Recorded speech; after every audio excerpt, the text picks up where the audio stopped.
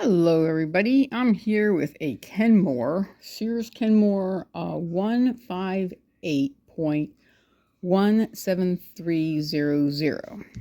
That's the model number. The lady said she was having issues running it. It wouldn't run and it acted like it didn't want to run.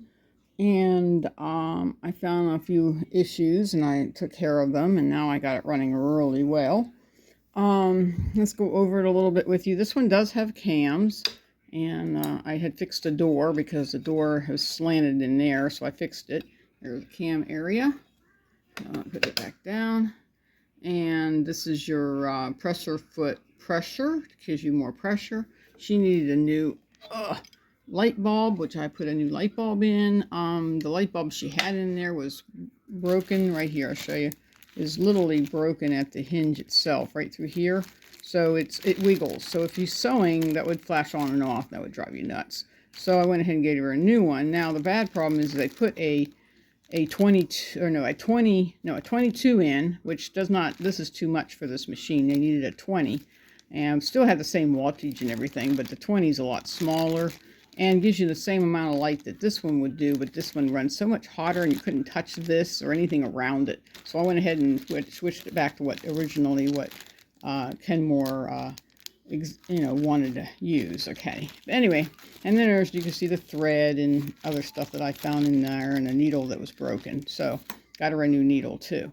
And but overall the sewing machine is sewing much better. The clutch dial, there's a clutch dial in here, like somebody had taken this section off. This is when you're unscrewed a little bit, unscrew that, and then you can run your rewind, and it runs. And but when they must have taken it all the way off and put that in backwards and made that clutch not work, so it would just run the machine but not run this part of the machine. It would go like this. It couldn't run because they had it turned the other way, and it bends like down this way, so it has to go straight in. So I had to put it back in, and now it seems to be working perfectly. I've done all these really nice stitches. This one is a bottom feed. It has a pop-up thing here. Pop it up. Bottom feed for down there, okay? And then this thing fits right back in here. If I can do this with one hand, I don't know.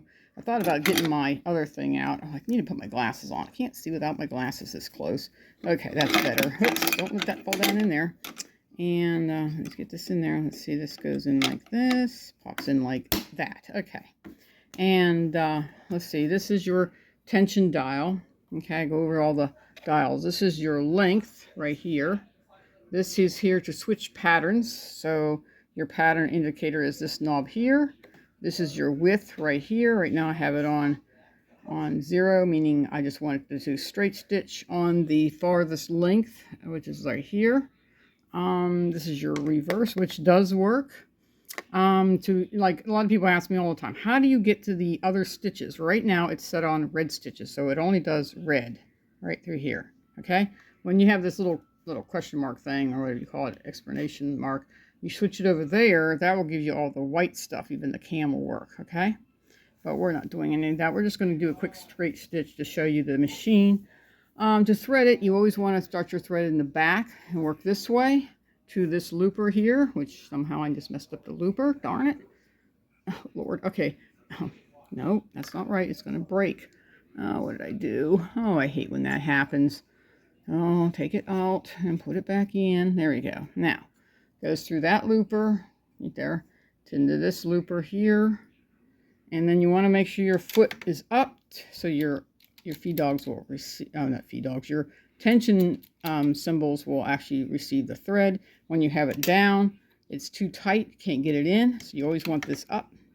So it opens up that, and you bring it up over, pull back this way back, so it gets this into the uptake little lever there. Then you go here, then here's your uptake right here. This is what pulls it through the machine, down here, into this one, then into your into the little one that's right here, and then into your needle, which is down. Sorry I put it down, but I have to do that. And I have other machines I'm working on. This one's going to be for sale pretty soon. I'll do an interview of that one later, but we're not doing that one right now. I think I went over everything. Oh, this is how to drop your feed dogs if you want to take all the control yourself. And your feed dogs are underneath here, right there in the feed dog plate or the needle plate.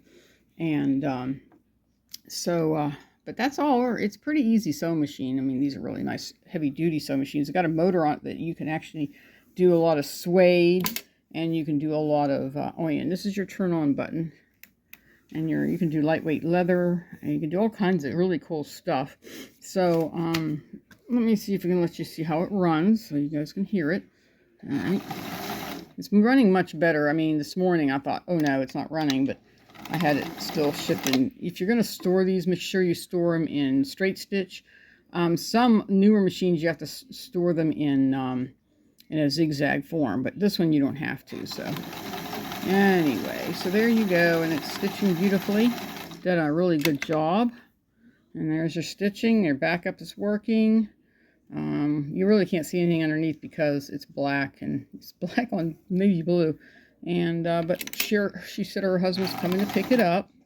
So don't ask me all these questions about, you know, can you run this, can you run that? This is not my machine. None of these machines are my machines unless I say they're my machines. Anyway, so make sure your hub's down so you don't break your hub when you're traveling. And this is ready for her to pick up. I just wanted to make sure she knows that her machine's ready. And but if you have a sewing machine like this, or it was handed down to you through somebody in the family, I'd love to hear from you. I want to hear what you're making, what you're up to, and if you're in the area looking for someone to help you with a deep cleaning or basic cleaning or whatever you need done on the sewing machine, replacement parts or whatever, I have a lot of different parts. Just give me a call or text me here, and I'll refer you how to get a hold of me. But have a blessed day. Talk to you guys later. Bye-bye.